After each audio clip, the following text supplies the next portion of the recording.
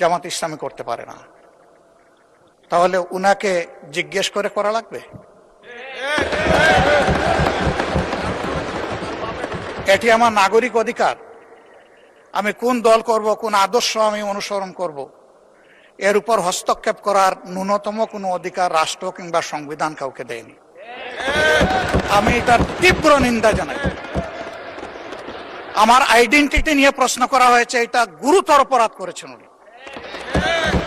আমার আদর্শ সিলেকশনের ব্যাপারে উনি কথা বলেছেন, এটা বাড়তি অপরাধ করেছেন। আমি অনুরোধ করব মাননীয় স্পিকার, তার এই অসংসদীয় অংশটা এখান থেকে যেন এক্সপাঞ্জ করা হয়। শেষে গিয়ে উনি,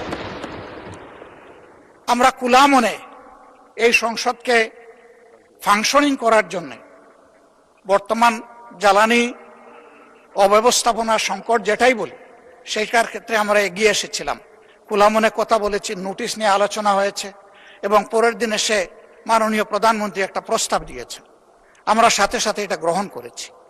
তিনি এইটাকে শেষ পর্যন্ত কনক্লুশন টানলেন কি দিয়ে?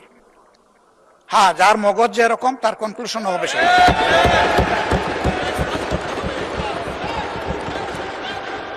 তার মতো একজন প্রবীণ ব্যক্তির কাছ থেকে, রাজনীতিবিদদের কাছ থেকে আমি এই ধরনের আচরণ আশা করিনি। আমরা এখানে প্রথম দিনই বলেছি ভালো কিছু শিখতে এসেছি। কাউকে হিট করা, গালি দেওয়া, এর মাধ্যমে বড় কিছু অর্জন করা যাবে না। কিছু গোলাবাজি হতে পারে বড় জোর, কিন্তু তার চাইতে বেশি কিছু হবে না। আর সাধারণত যুক্তি যখন ফুরিয়ে যায়, মাথা তখন গরম হয়ে যায়। একটা প্রবাদ আছে, রেগে গেলেন তো হেরেই গেলেন। আমরা সবাই মিলে হারতে চাই না, আমরা সবাই মিলে জিততে চাই।